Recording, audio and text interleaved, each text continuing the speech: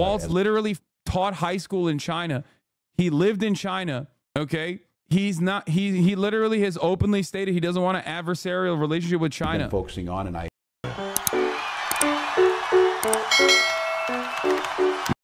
yeah, he's a big Diet Mountain Dew boy too. He's a big dew head. Nothing better than getting my day started with some one Minnesota Diet Mountain Dew. My goat, dude. My goat. Putting Minnesota on the map. Anyway, they call that manifesting. Maybe you have more pull than you think. Listen, if the Democratic Party operatives are watching, I'm gonna be at the DNC. We can have a secret meeting. Nobody has to know. I promise I will not talk about it. Like, I will not leak it. I will not reveal it. If you want to hear from me, we can link up, okay? I'm just saying. Ain't nobody needs to know. Just a quick, sneaky link, okay? In and out. Boom, boom. I tell you what's going on. I tell you what I think you should do. Just, if you are a staffer that wants to make a name for themselves, you know what I mean? That wants to come across like they're very intelligent in a room full of old people. And let's say you're watching right now, a wink and a nod, you know?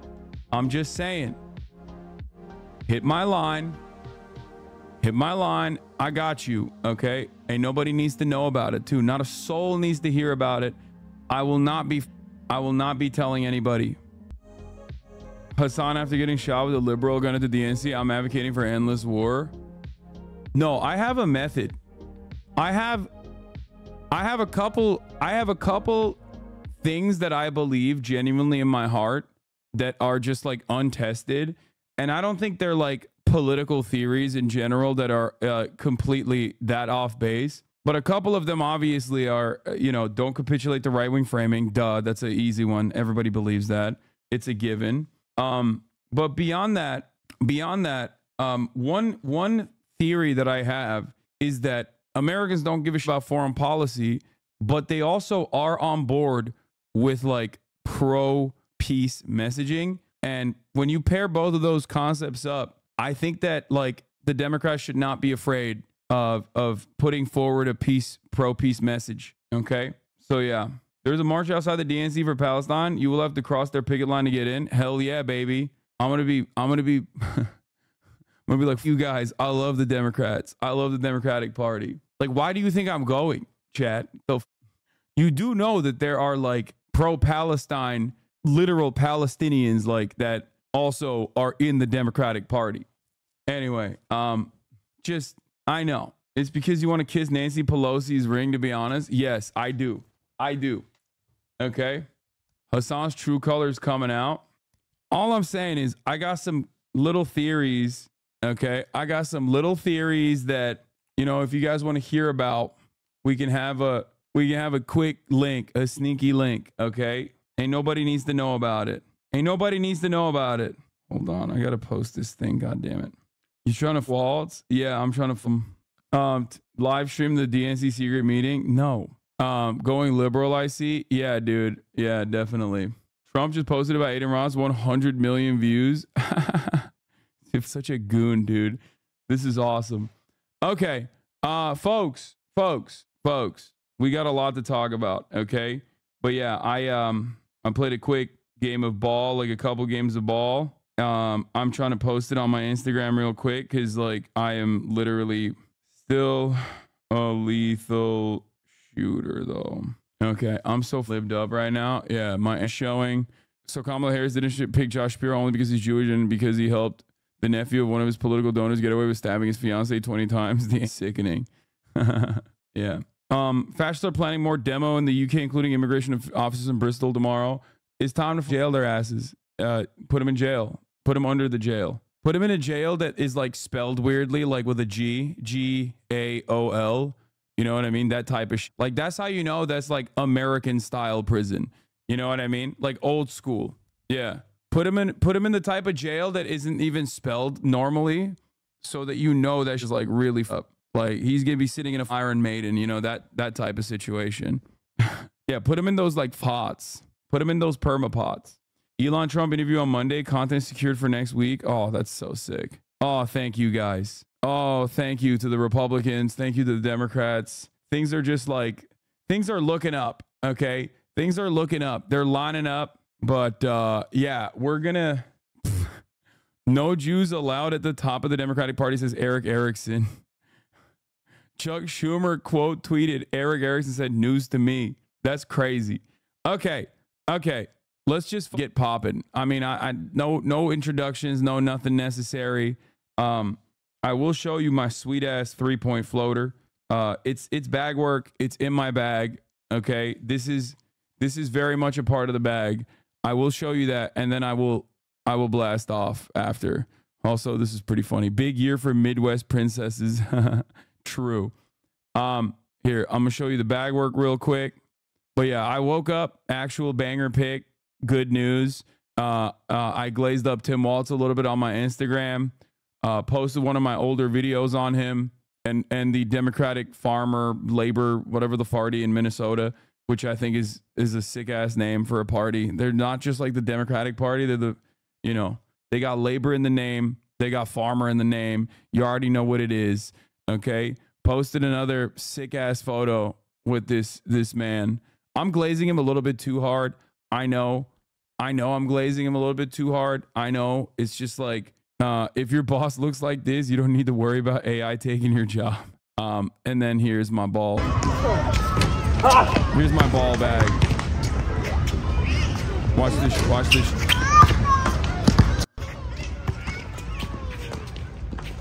Bro, this kid's a lethal shooter. He's unstoppable. This kid's a shooter. Like everyone's saying like, what's up with this guy? What's up with this guy? Why is he such a good shooter? He's 6'4". He's brolic as hell.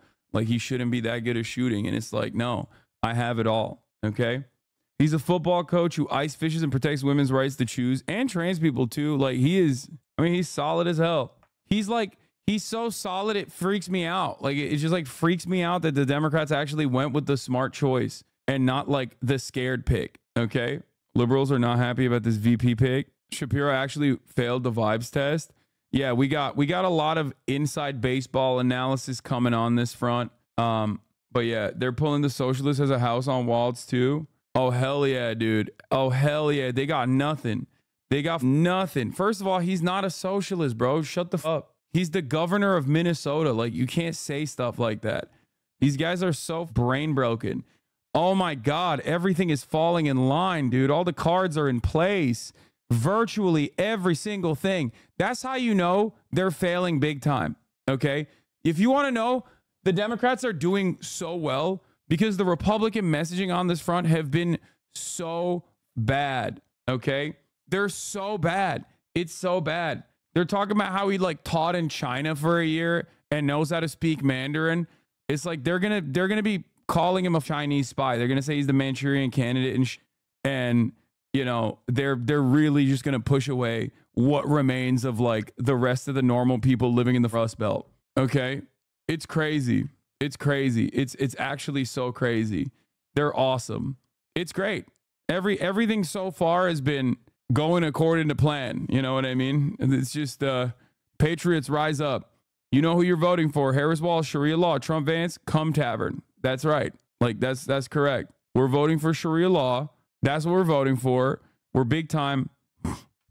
Like there's so many massive flubs on the timeline. Oh my God. I can't wait to go over this. Oh my God. Balls to the walls, baby. It's Minnesota time. All right. That's it. That's what I'm blasting off with. I'm not even doing anything else. I'm not even doing anything crazy with it. Okay. Minnesota. Best part about that clip, he literally says the conservatives call basic kindness and legislature socialism, and conservatives get dunked on when they post it. Yeah. Democrats should get excited at the fact that, you know, they've accidentally lucked into like a good situation. They just like, they've also been making a lot of comparisons to Bernie Sanders, a notoriously unpopular figure. Yeah. It's so funny. It's so awesome. And like the media instincts are also bad on this. Like they just don't fucking understand. You know, they're just, man, what a turnaround. I know. Like in what appears to be just a month-long sequence of W's from the Democratic Party, just doing basic competence, okay? Like doing basic decency and competence and not like objectively trying to gaslight the entirety of the country on that they can literally physically visibly see, okay? Instead of doing that, they were like, hey, how about we act like a party that wants to win an election? Like, what if we were to say, hey, this guy that was at the top of the ticket, the current Democratic leader is too old. Everyone can kind of see it. Maybe we should swap him out for a younger, more vibrant, more dynamic, more dynamic candidate that isn't like dying. And there was resistance to it.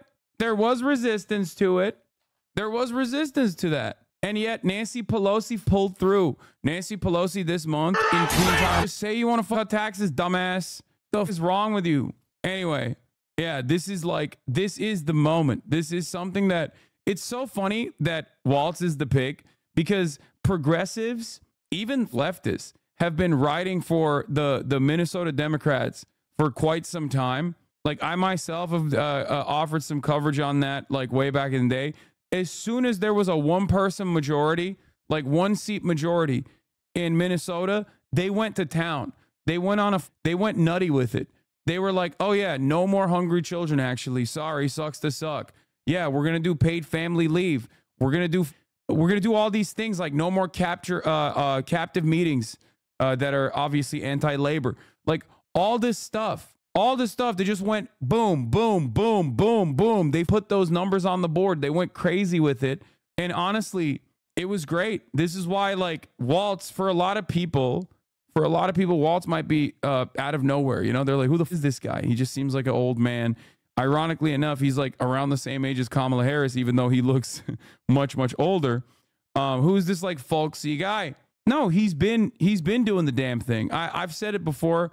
Obviously, yeah, Midwestern Dems with a one-seat majority are Leninist vanguardists. Like we've made all these jokes years ago. I have talked about how like this is exactly like the Minnesota Democratic Party is like exactly what the Democratic Party is supposed to be like, is exactly supposed to operate like this. Okay.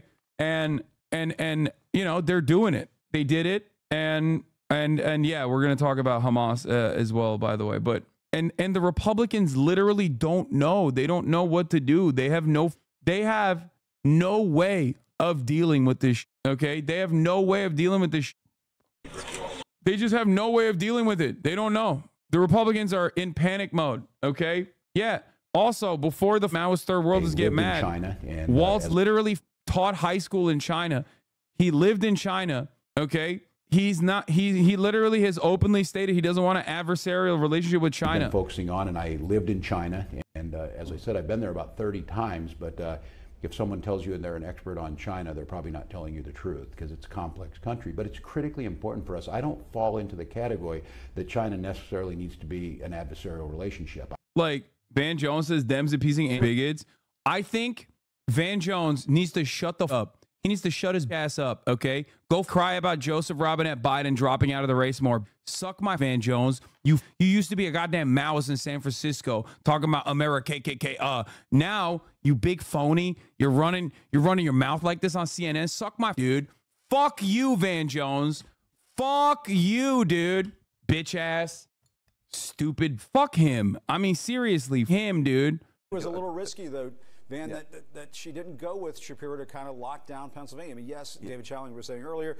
God, he's such a dude. Yeah, all these guys can cope and seethe, okay? All these guys can cope and seethe. And by the way, all the Republicans are coping and seething. Like, shut the up. You called that false sentiment? Yeah, I did. I did call that. But I don't expect the CNN liberal to say it. You're a fliptard. What's wrong with you? Why are you doing this? Yeah, this is my video on Minnesota. This is how you get done, which you can watch on YouTube if you're wondering what these legislative victories look like. Back when Will Stansel was like, I mean, Will Stansel, I guess, is still a big time advocate for Walz. So he's right on that one at least. AOC live on Instagram. What's she talking about? Yeah. They're going to get real for the, by the way. The Dem ticket is reportedly swapping out Josh Shapiro with a government who's beholden to CARE, the infamous U.S.-based Hamas front group. Last week, a top CARE official publicly mourned Hamas leader Ismail Haniyeh's death, declaring that his martyrdom is not in vain. Yeah, so Minnesota has a lot of Somalis, okay? Minnesota is a state with a big chunk of Muslim refugees, a big chunk of Muslim population. It's not as big as, like, obviously the Michigan Dearborn population, but Minnesota's got a lot of Somalis, all right? And, like, the thing is, this, in my opinion, also plays a big role potentially for, you know, I don't know, maybe for the future of America's like foreign policy. Who knows? Who knows what kind of interest he's going to have? But he's just not. He doesn't strike me as the type of dude, especially listening to what he said about the Somali population that he has defended, consistently. Honestly, it makes me feel hopeful that he won't be like a psychopath. He's also a vet. He's a veteran who he's a football coach. He was a teacher. He was a veteran. He literally sat on a bunch of committees, including I think like the Veteran Affairs Committee. Like he is. And also on top of that, even all the way back in like 2007, I believe, like he literally was like way back in the day, he was already like anti-Iraq war as well. So like he's got interesting takes, progressive favor with mainstream views on Israel, Iran. Yeah. Like he's definitely going to be a hawk. He's definitely going to be a hawk on like Iran and Israel and shit like that, which is obvious. Like, you know, don't be crazy. But he's had like some unique ass takes in terms of he's had some unique and very interesting takes in terms of like escalating against Syria and shit like that. He's an interesting guy. Like I think that overall he is a really, really solid pick. I already see Dem operatives running the anti-Semitism line and hyper online leftists talking about him making an official Falun Dafa day. Can't have anything even slightly good. Anyway, we'll see. Here, I'll watch the dude, there's so much going on and I'm like a little bit heated. I'll watch AOC's live stream. She's talking about Walz, and then we'll move on. What our values actually are. And Trump and JD Vance are like the creepiest people you've ever met in your life. Like truly. Like I think like start with JD Vance. Like he's weirdly obsessed with women's bodies and reproductive systems. They are creepily obsessed with LGBT people. Like nobody, I don't think normal people are this concerned with what's going on in other people's situations, you know, like you kind of keep your hands to yourself, right? They don't know how to do that. Great take, AOC. Great take, and AOC. We're here to kind of make things normal, but not just normal, actually try to commit to a policy agenda that wait, how come my blue check mark doesn't show when I write in the chat, but other people's does? Want to try to make that part of our conversation. And I think one of the things that's really interesting about this moment is that I didn't see a blast off. Did you publish it? Oh my God, did I forget to blast off? Together. Hold on, dude. I'm all over the place today. I'm sorry. I've been like really excited. That Governor Walz was her running mate, and I believe there was a reporter that had tweeted saying, you know, both someone like me and Joe Manchin are supportive of Tim Walz as the pick, and that really is no small. I forgot to blast off. It's really. Does anyone have the nuts? Does anyone have that? I'm trying to think. Sarah Sanders meme. Respectfully, does anyone have the Sarah Fuckabee Sanders meme? Chat. Can you resend that to me? It's not common, not often that you see that, and so. It really the Waltz versus Sarah Fuckabee Sanders meme when it's like, and I also want to speak to when you want to a lot of our progressive values and our progressive base, because what's also interesting about this Sarah Fuckabee Sanders we're not leaving versus Tim Walz, like when she made child labor, sure that we push for the future that we want and the kind of country that we want for the working class. And what I think is really fascinating is that how all of these forces and all of these influences are coming together in this particular moment. And so, no, it's not about checking any of that at the door, but I do think that this selection of Walz is kind of to me, it feels like a watershed moment. It does feel like a generational shift. And by that, I mean the generation of the kinds of politics that the Democratic Party is starting to practice now is a real departure from what has been practiced in years past. Sometimes here we go. We blasted off. We blasted off. And I'm running the 3-minute ad break at the top of the hour. 43K in here without a blast off. We're so back. We're so back, boys. Generational shift. If you want an uninterrupted broadcast experience, all you need to do is subscribe for $5 or for free. You already know what it is. Twitch Primes are free, folks. We blasted off. We're back. Of Senator Sanders in 2020. We're locked in, baby. We're locked the in. Candidates that were younger than him. There's a reason why young people elected and here's the 3-minute ad break now. Senator Ed Markey in Massachusetts over younger candidates and options, because I think, and something that I've heard from a lot of other elected officials before, is that young people and young voters are far more substantive than I think elected officials are used to us being in the past. Like, it's, you know, I think a lot of elected officials had dealt with this, I don't know if it was a stereotype or their experience of young people as being apathetic or uninvolved. And if anything, right now, I feel like sometimes when people don't vote, it's not because they're uninformed. It's actually because they're very informed, and maybe they don't like their options, or maybe they're unhappy with something, but they are very keyed in and informed about what's going on.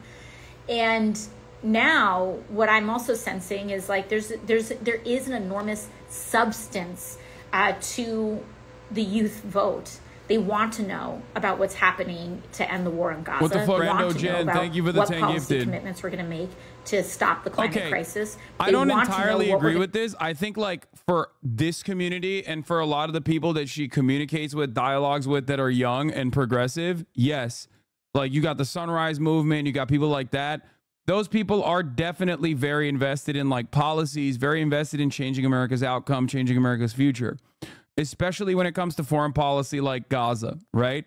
But then you have the Aiden Ross constituency, right? Like there are a ton of people. Those are non-voters for the most part, but there are a ton of people in that Aiden Ross part of the equation that absolutely are just like completely oblivious and say things like, yeah, literal iPad kids, and fans of Aiden Ross that are like voter eligible. Not all, obviously, a lot of his fan base is like 12, but still, there are a lot of people who like don't understand politics at all. I'm reminded of that conversation that he had with Your Rage a while back in Kai Cenat, where he was talking about how like Joe Biden is the reason why abortion is banned. You know, the replies to the No More Genocide tweets today. Liberals think Biden stopped aid to Israel months ago. Wait, what? The bottom pick is from a charter school bill, not a child labor law bill. Oh, I didn't realize that the pick was flaked up from a charter school bill. You do realize that the child labor law bill did happen, though. Like Sarah Huckabee Sanders did actually unrestrict child labor regulation. Like that photo might not be from the child labor one, but she did do that. That was an actual bill that she passed. So that's not fake. Of being populist, working class, labor Democrats with the added integration of a modern intersectional lens that is aware of racial rights, that is aware of women's rights, that's aware of and fights for civil and LGBT rights, and integrates the material identity values, not just superficial. We're not talking about tokenism. We're not talking about just pure representational politics. I think people are just so much more aware that this is so much more about being the first, but it's about like embodying what a first means, which means fighting for the people and places that we come from. And I think that Tim Walz does that. I think that Kamala Harris does that. And, you know, I think that what our role is from a grassroots perspective is to continue to organize with discipline and to continue to organize with a lot of commitment on a policy basis. What was my first reaction? Coalition. I jumped out of bed. As we stop the tide of fascism. And I think lastly, one of the things that's so incredibly important for everybody to understand is that this is not going to be easy, okay? We're in a very exciting moment. And I think that this excitement, and I hope that this excitement sustains through November. But it cannot just be about excitement. Our success is directly correlated in how we translate this energy into actual individual. All right. We've heard this a million times. No disrespect to AOC. I got to move on. There's a lot going on. Hearing you glaze walls, maybe bet 50 on him at 600 plus 600. So you made me like $300. Thanks, Goat. Yeah. I'm gonna need a cut from all of the predicted Andys in the chat who just come in here, listen to what I have to say, and then make decisions off of that and go to the betting markets. Y'all are gonna need to actually gift some subs back to the community. Okay. I'm sorry. It's for far too long. You've been coming in here. You've been repeating my statements to sound informed and smart, maybe to get two on top of that. Okay. And that's fine. Okay. Spread the good word. But like, you can't be out here making predicted, putting money down on predicted, making a big bag, and then not gifting community gifted subs back to the community, allowing people to no longer see ads at the top of the hour, in the middle of the hour, that type of shit. Okay. Anyway.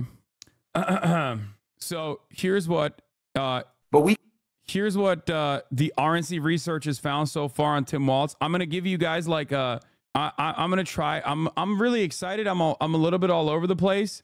So like I'm having a hard time just explaining to you, just centering myself and just like having a normal coverage over this, because it's like the Democratic Party doing actually smart moves has like broken my brain a little bit too. It's not just the Republicans that are brain broken. I'm brain broken as well, because like I don't ever expect this either. You know what I'm saying? Like I'm so used to them being heads that it like literally broke my brain a little bit too. But yeah, here, let's start off with the Kamala Harris pick. Let's get a little bit on the background, and then we'll continue. We'll talk about like what the Republicans are doing right now. The breaking news is big in this unprecedented campaign, this season the likes of which we have never seen before. We have one more major development. Vice President Kamala Harris, the presumptive Democratic nominee now for President of the United States, has selected Minnesota Governor Tim Walz to be her running mate. Week and a half ago, 2 weeks ago, maybe seen as a dark horse. Now he has emerged as the choice. Our MJ Lee, Jeff Zeleny, John King, Jamie Gangel, all reporting on this. MJ just saying maybe Walz, a vibes pick, seen as a Midwestern happy warrior. John King is here with us in New York, watching this unfold before our eyes. Let's just start, reset at the top of the hour, what Tim Walz means for this ticket now. It means, number one, the Democrats have their ticket. They're about to go into their convention, and after Kamala Harris clinched the nomination with the most unorthodox time, the President of the United States steps aside after winning the primaries. She wins a virtual voting among the delegates, and then she wants to make this decision. She wants all this cleaned up before they get to Chicago for the convention, so that can all be about prosecuting the case against Donald Trump and J.D. Vance and against the Republicans. So a very truncated process, a lot of pressure on the vice president. So as the voters out there get to judge how she's handling this first big executive decision. So why Tim Walz? We're showing pictures of him right there in a jacket and a shirt with no tie on. Earlier we had pictures of him in a T-shirt. I do think the contrast here is going to be striking. This is a small town Midwesterner. This is a man who won a Republican House seat and held it in very difficult years for Democrats. I asked this question to Sam Cedars and got jumped on. My question is, what has changed? Why is everyone so hyped about Walz? How would this address our foreign policy concerns? You will get jumped on because this is a moment where like people are finally tuning back into politics, and a lot of people are just like just straight up, straight ticket liberals in general, and they don't personally give a single fuck about American foreign policy. That is by design, mind you. The American foreign policy is brutal, it's ruthless, it's bloodthirsty, it's maniacal, and that is precisely the reason why it is not in the forefront of American minds ever. Foreign policy has the capacity to make or break elections only when it reaches a certain boiling point. We could technically still reach that boiling point, by the way. When people talk about like nothing ever happens, they mean like nothing ever happens to America, right? They don't mean like nothing ever happens, because things are happening all the time. A genocide is happening, for example.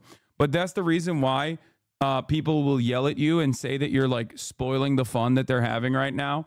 Ultimately, I always manage my expectations. I grade on a curve when it comes to American politics. When I'm doing like election analysis, I'm not doing election analysis from simply my moral perspective, even though I'm very honest about my own personal motivations and my own personal, moral opinions, my own morality. I almost always try to associate it with like electability, so that the broader American base of support develop a better understanding. But in terms of this changing the outcome of American foreign policy, I don't think there is any sort of, so you're just sheepdogging for clout? Yeah, that's exactly what I'm doing. And not because I also personally think that like marginal improvements in the right direction make ease of access for labor union participation and organizing ahead of time in a country where there is no organizing, in a country where if you say I want paid family leave, they call you a fucking socialist and say that you've killed 100 guerrillian people. Considering that I've been doing this for the past 10 years, I think I know what the fuck I'm doing. Maybe I keep doing what I'm doing, but I wish you well in your in the way that you're doing it. Yeah, the big time clout that I get. So big time clout that I get from being a leftist. Anyway, so this is obviously significantly better than the former option that we were locked in with. Another leftist streamer made the argument that Walz would be a bad pick based on the good policies he's done, which is why it had to be Bashar because he's a bland candidate that Republicans would attack him on. What? No. So fuck, where was I? But yeah, ultimately most Americans do not care about foreign policy. And if you bring it up, they're like, oh, fuck you, you're a radical, you're a piece of shit, even though you're right, you're not wrong, right? But as far as foreign policy goes, do I think Walz is going to be like all that different from the average Democrat? Probably not. Okay. But as it stands, I was a big time Bernie advocate, as you guys know. And I literally also said the same shit about fucking Bernie in terms of foreign policy. And I said this time and time again, Bernie Sanders had like a bunch of differences, a bunch of moments where he differentiated from the average Democrat, especially on Israel. But like ultimately, it's not like he's going to be he was ever going to be like the true anti-war vanguardist leader that you think he was going to be. He was not. So you have to grade on a curve. You have to manage your expectations. You don't have to care about American elections, but if you do care about American elections, you have to understand that, there's obviously like American elections are going to be spoken about within the confines of America. And Americans are very selfish. They don't really give a shit about our foreign policy. And it is not something that moves the needle. Having said that, in terms of Israel, okay, it does move the needle a little bit in key districts, in key states like Michigan, for example. Okay. But yeah, Walz has a really interesting background on foreign policy from his time living in China, where he was a teacher in China, and also has talked about not having an adversarial relationship with China, which is like genuinely weird to hear from a fucking Democrat. So, there is definitely some good there. Okay. He speaks a little bit of Mandarin. He was anti-intervention in Syria. He has been at times anti-interventionist. He's been at times a party loyalist that voted along the party lines. So that is important to understand, though. That is important to put within the context of like the rest of the Democratic Party. In terms of his stuff with respect to Muslim populations, he has a big Somali constituency in his state. He has actively defended them on the record time and time again. That's why they're attacking him and saying he's like beholden to care. Okay. He's not going to be aggressive in being like anti-Israel or anything like that. Make no mistake. But having said that, we'll see. We'll see. Okay. I am not going to make any predictions on that front. I suspect him of being like super. Do I suspect him of being like above and beyond on the issue of Israel? Who knows? Probably not. He is just like every other fucking Democrat. He's just like every other Democrat and on that issue. He held on to it. So he has that small town rural appeal, which is why did Donald Trump and J.D. Vance. Sort of the same idea. Can you go into small communities and make the case? He's the chairman of the Democratic Governors Association. I can tell you his fellow Democratic governors love him. Love him. They think he's smart.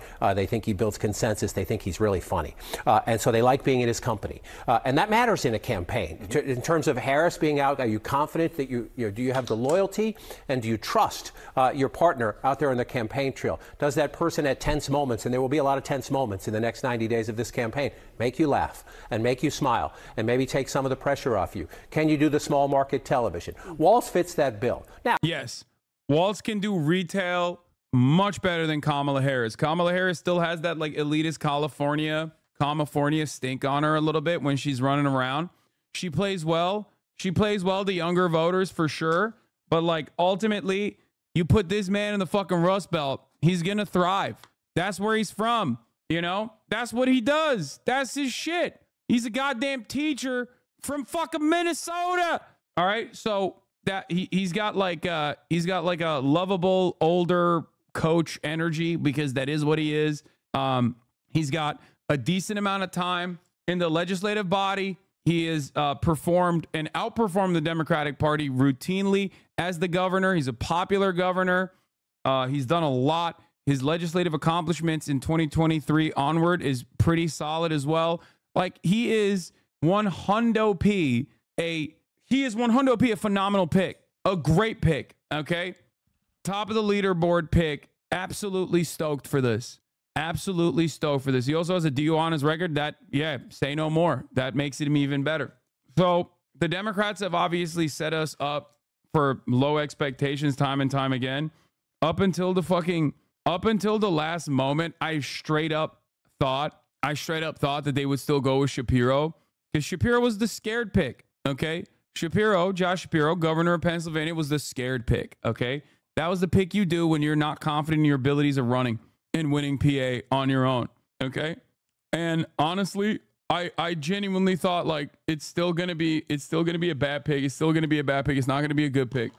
And ultimately they went with the good pick.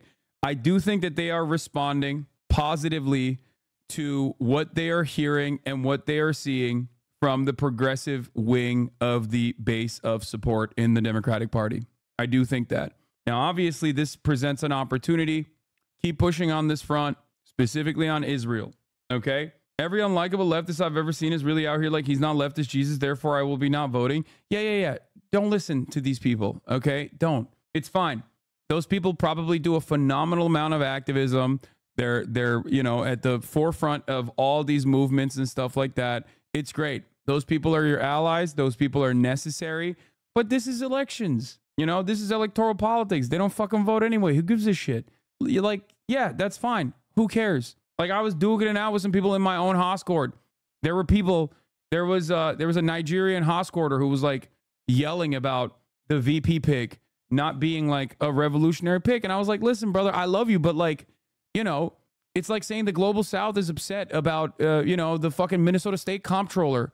Like, yeah, of course, this does not, this is not like a global South pick. There is no global South pick. We're talking about American empire, right?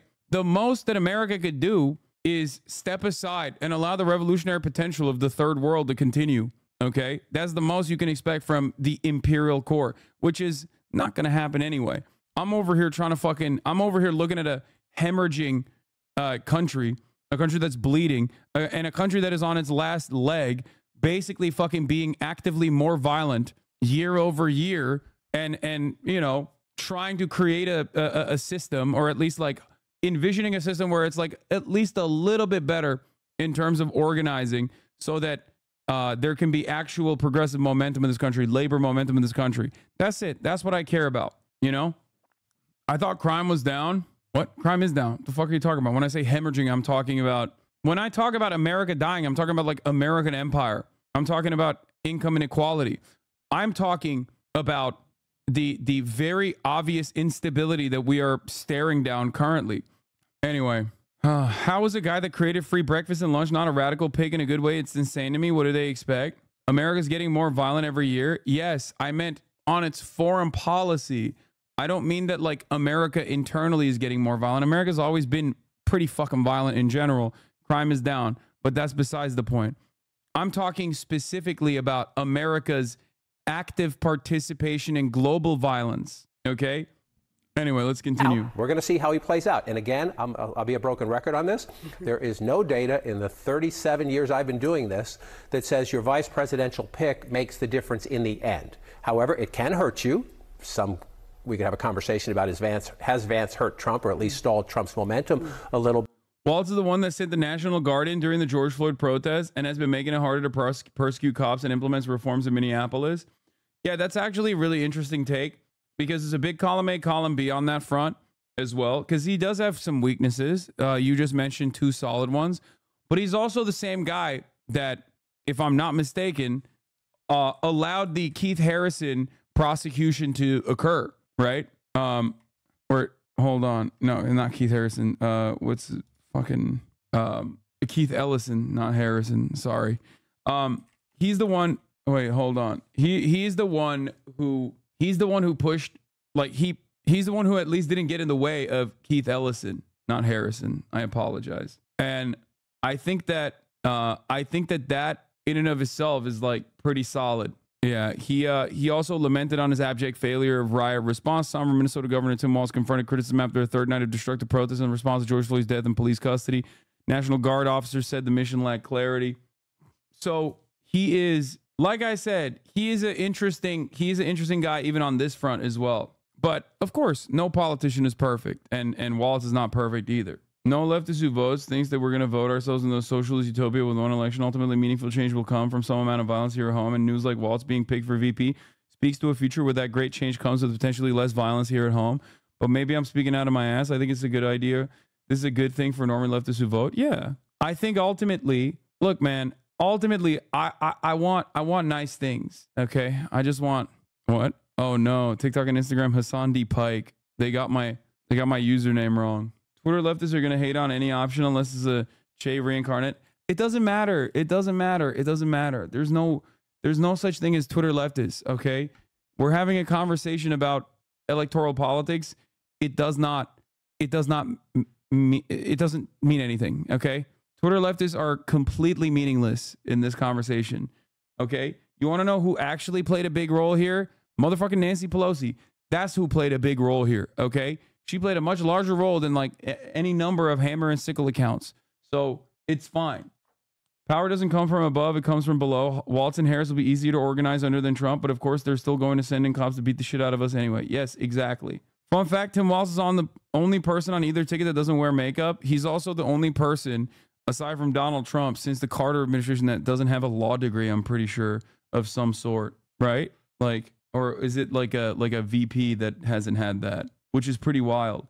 I mean, the motherfucker's a teacher, bro. He's a teacher. What are we talking about? That's it. He's a teacher. He's a football coach.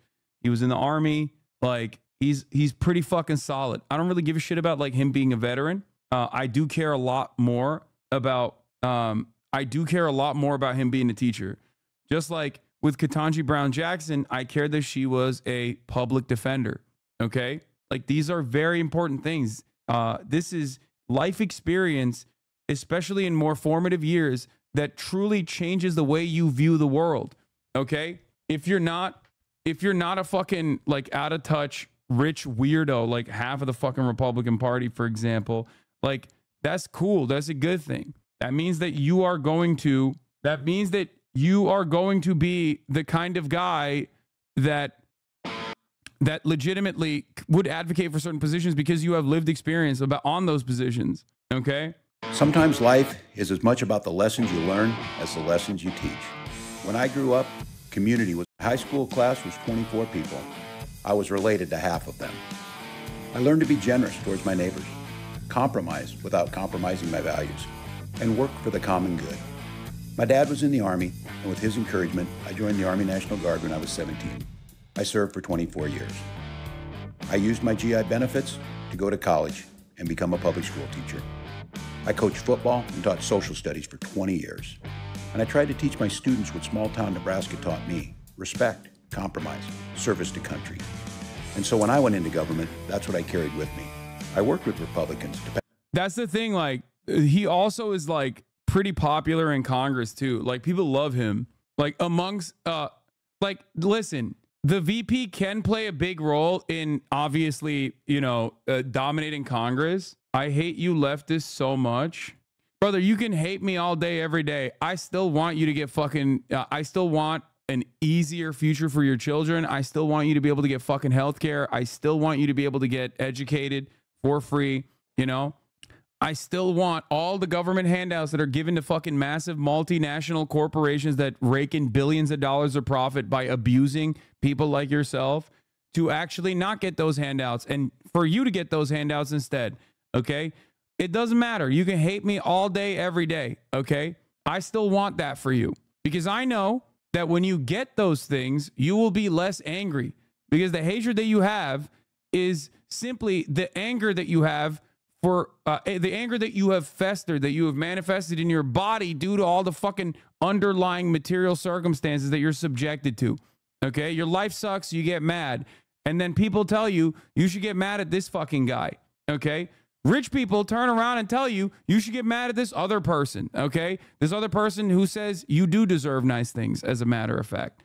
That's how it works. I hope that regardless of how you feel about me, I hope that, you still have a happy future. All right. Pass an infrastructure bill, cut taxes for working families, signed paid leave into law. I codified abortion rights after Roe got overturned because I go to work for the common good. But enough about me. Let's talk about you, because that's what this election is about. It's about your future. It's about your family. And Vice President Harris knows that. She too grew up in a middle-class family. She too goes to work every day, making sure families can not just get by, but get ahead. We believe in the promise of America, in those values I learned in Nebraska, and we're ready to fight for them. Because as Kamala Harris says, when we fight, we win. Who the fuck are you and what did you do with Hasan? Wait, what? I've never fucking strayed away from my advocacy. One of the things that I routinely mention is Medicare for all means for all, okay? It doesn't matter. It doesn't matter what your political background or your ideology is. Even Nazis get healthcare. Like, that's how it works. This is something that I've always advocated for and will continue to advocate for regardless of what fucking people think about me. It doesn't matter. Like, yeah, there are heated moments where I fucking yell at people when they come in and they like immediately attack like random marginalized groups or whatever, and they piss me off. But ultimately, it doesn't change my mentality on whether they deserve. It doesn't change my calculation on whether they deserve nice things or not. That's how it works. All right. Also, I'm in a really good mood. People who only watch clips of you saying you've changed law. Yeah, I know. People who only watch clips of me are the same people that like will watch one clip of me where I, describe a position that I've maintained for like 10 fucking years. Right. And then they'll go, wow, incredibly rare HasanAbi W. And it's like, bro, it's just me being pro-trans. You know what I mean? Like, you think that's a rare take, brother? That's like the reason why you've seen all the negative fucking takes about me in general. Anyway, so yeah, people would be like, wow, Hasan said he wants everyone to have health care. Rare HasanAbi W. We are getting you on here before you are starting your workday, so I don't know if anyone's heard what your thoughts are on Kamala Harris naming Minnesota Governor Tim Walz as her VP candidate. What are your thoughts there? Oh, I love it. I'm very excited about Walz.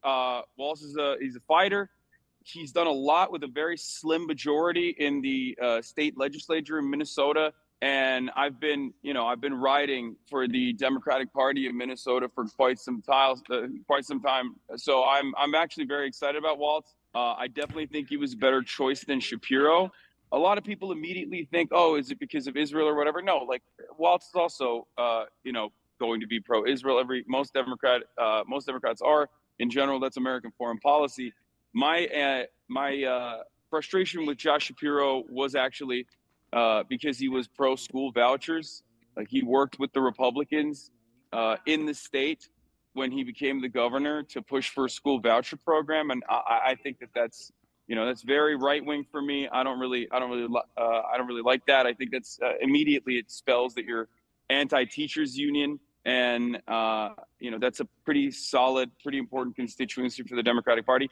Tim Walz, on the other hand, is a teacher, so I'm very excited to hear how he will communicate a more progressive agenda for the Democratic Party. I think they actually have listened to the voters. They've been doing a lot of good things this past month, especially. They've almost become this competent party that I never really experienced. I never really thought they could be.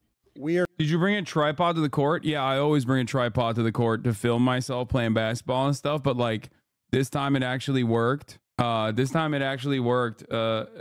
I could whip this up, because I forgot about this. Outside of playground lol. Yeah, I'm flexing to all the right wingers that as someone who is a staunch anti-pedophile, I am allowed near playgrounds as they are not. Getting you on here.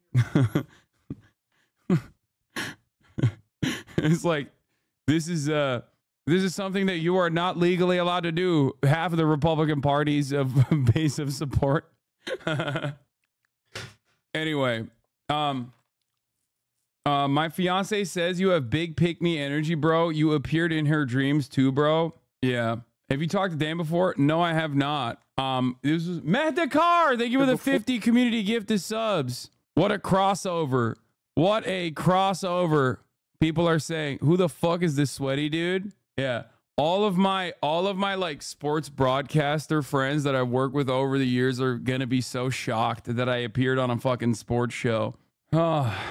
Anyway, first time I hear you thanking someone for gifted subs. I always thank gifted subs. PFD's going to lose his mind at this. Yo, isn't he in LA right now? I'm going to see if I can get him on the broadcast. I'm going to send him a real quick text here, okay? See if he's around. This is becoming a sports broadcast at this point. We are a pro sports. Please don't take more days off this election cycle and only get so insane. Did you glaze LeBron on the show? I did. I talked about like Democrats on immigration are like LeBron James actively choosing to play chess against a grandmaster like Magnus Carlsen instead of playing a dunk competition where he would clear it. I did that analogy. I was like, don't talk about immigration. The least you could do is like, if you're going to talk about immigration, just like talk about how bad the Republican Party's immigration policies are. Another reason why Tim Walz appeals so well to rural areas in the Rust Belt. Yeah. The video's out, by the way. Are you pro sports? I am. How about Anthony Edwards? I love Anthony Edwards. Okay. Let's continue. Have you covered the racist riots in the UK? Yes, I have. I did extensively yesterday. Dude, this has been awesome. This has been so awesome. I'm telling you right now, I'm all over the place right now. I haven't been able to like give you guys the fucking good stuff because a lot happened in such a short period of time. But honestly, fuck. Let's just continue. I'm going to lock in. And it can help you in the idea that, again, popular with governors, that helps you raise money. Popular with governors, that helps get more people on the team. Popular in small town America, create a little buzz for Democrats in places maybe where they're not always seen. And that is one of the Democratic Party's problems. In the years I've been doing this, Michael Dukakis was my first. What? Bad take? You're basically saying the Republicans are right about immigration and we can't beat them? Saying immigration is good is actually better than avoiding the issue? No. My thing is, either set up a counter narrative that is objectively based and rooted within reality, okay? Or if you're going to talk about it, if you're going to talk about the issue of immigration, don't fucking literally play into their narrative. You're wrong. You don't understand the point I'm making. I'm making the opposite point. Campaign, 1988. He won 10 states. Massachusetts miracle. Yeah, Iowa and West Virginia were states won by Michael Dukakis in 1988. Those who are blue-collar Democrats who worked with their hands on farms or in coal mines or in factories. The Democrats have lost those votes. Tim Walz knows how to win those votes. Again, the presidential candidate decides who wins the election. But a vice presidential candidate can help a little bit, and she's made a governing choice here too. A progressive governor who was in the military, in the House, then elected statewide and re-elected statewide. So you have governing experience here, again, in a different mix, a Midwestern mix. She's a West Coast politician. So it's an interesting combination. You know, politics, I always call it a casserole, right? You're bringing all these ingredients together and trying to make them work. The last thing I'll say is, in my travels over the last year, you know, one of the issues is people are so disillusioned with politics. That's why you have so-called double haters, people who don't like Trump and don't like Biden. Well, now President Biden's out of the race. So that gives the Democrats an opportunity. They have this opportunity to shake up the race, to get people to look again. So somebody who's a little different, a little unorthodox. Kamala Harris is different. She's a woman of color, right? So she's different in her own right. Now to bring somebody else different into the mix when you're trying to get another look, it's an interesting pick. And you mentioned him being a happy warrior. That's not something that you always hear in politics. There's been a lot of people who have been really, really annoyed, pissed off is probably the best word you could use. I'm going to stop being annoying and shut up after this, but have you seen this Squid Tips video about V and motorcycles? It's really good, and I'd love to hear your thoughts on it. What? I have no idea what any of those words you just said are. I'm sorry. At the candidates recently using very dark language, et cetera, et cetera. He's not that guy. No, he makes the case against Trump and Trumpism with a smile.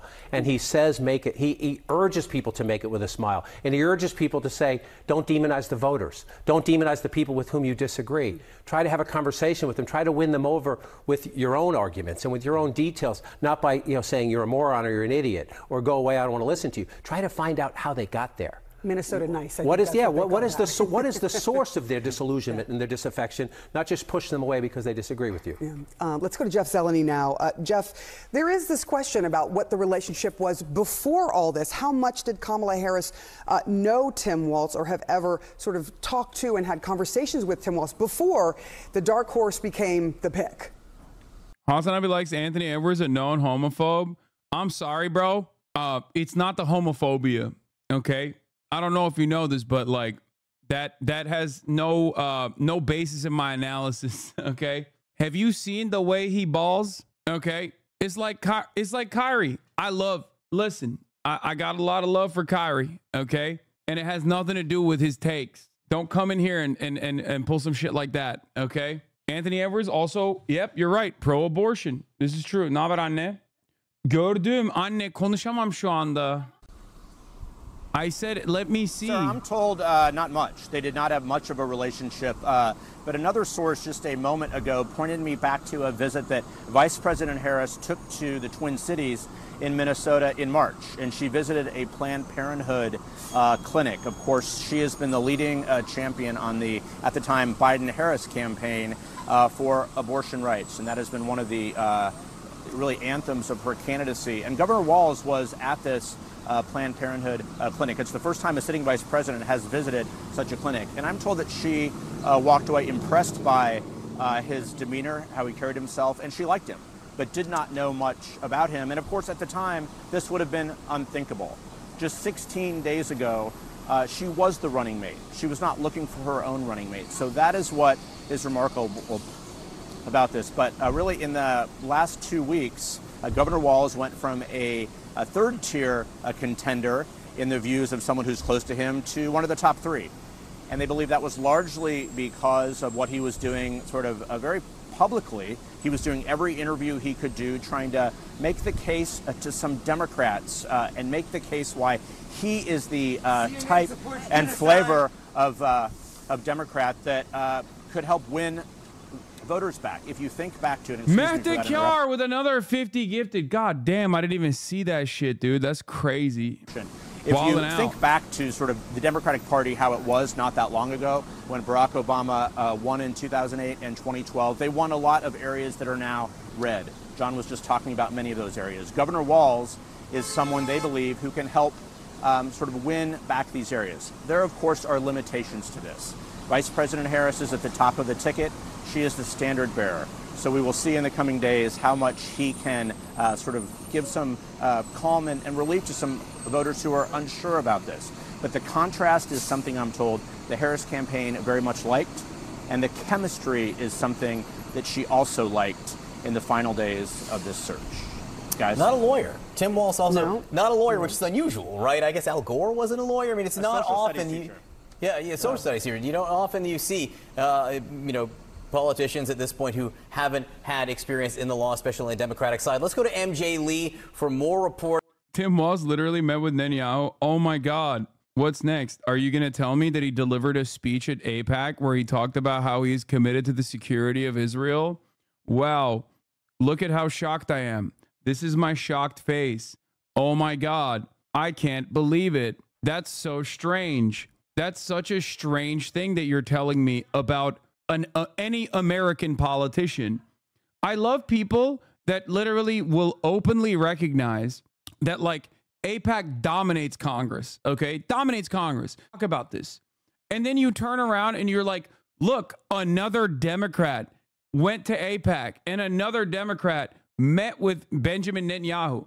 It's like, yeah, no shit, dog. How is this shocking to you? How is this shocking to you? You're bringing up shit we know already. I know this already. I know. This is not like even remotely surprising to me. I don't know why it's surprising to you.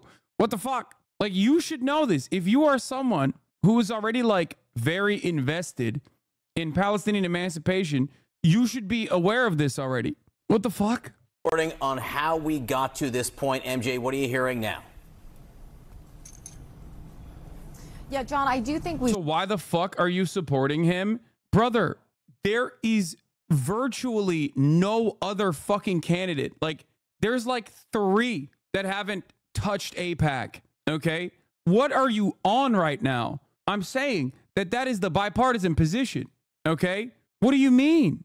You have to personally look at the rest of Congress. This is why I have also, time and time again, defended AOC on the issue of Israel too. People will be like, AOC is a fucking controlled opposition, blah, blah, blah, blah, blah. It's like, bro, you guys are so nutty because you have no understanding of how American Congress fucking works in terms of like being pro-Israel. It's a non-starter, okay? Like, it is a fucking non-starter. What are we talking about? we should just take an extra beat to take stock. It's always the same. Every election season is the same. I know. I love it because it's always like younger people that are just like first invested in politics. And you can tell like there's 2 different types of like young voters who are just getting into politics. Like, one, the disillusioned voter that like is completely outside of the electoral politics scheme in general, recognizes a bourgeois democracy. It's fucking bullshit. It's a bullshit duopoly, but still chirps that there isn't like a Maoist candidate out there. Okay.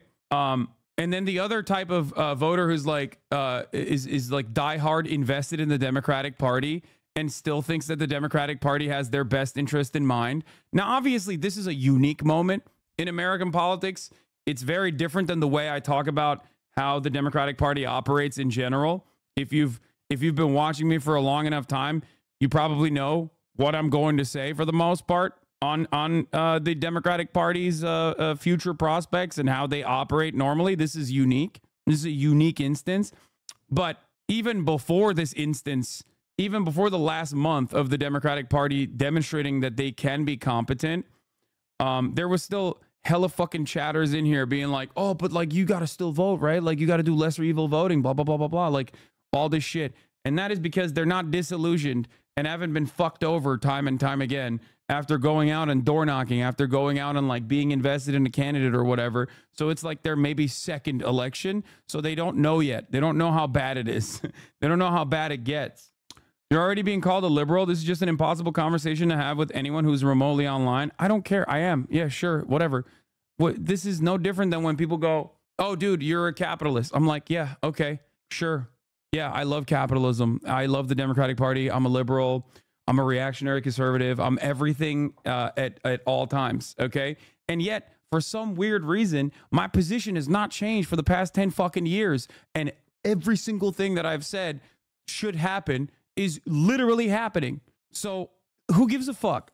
Stop trying to fucking fit me into the to like this neat little confine that you've created, neat little box that you've created in your mind. Just listen to what the fuck I'm saying, okay? I don't give a shit. I don't care. Yeah, okay. Label me whatever the fuck you want.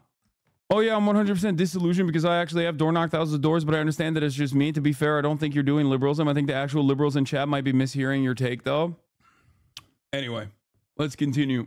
Of really the really remarkable and extraordinary series of events that led us to this moment. It was 16 days ago that President Joe Biden dropped out of the 2024 race. And as you've been talking about, Vice President Harris was able to lock up this nomination so quickly, but so much so that there was not even at any point, even a blip of a real conversation within the Democratic Party about whether they should consider anybody else other than Kamala Harris.